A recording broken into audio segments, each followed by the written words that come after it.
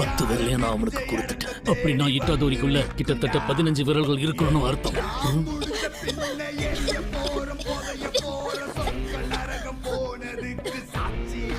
இன்னும் உயிரோட தான் இருக்கீங்களா? என் நேரத்தை வீணடிக்காதீங்க.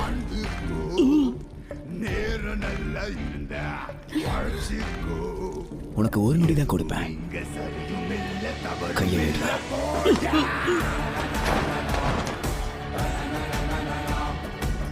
சுக்குனா எழுந்து வந்துட்டாரு.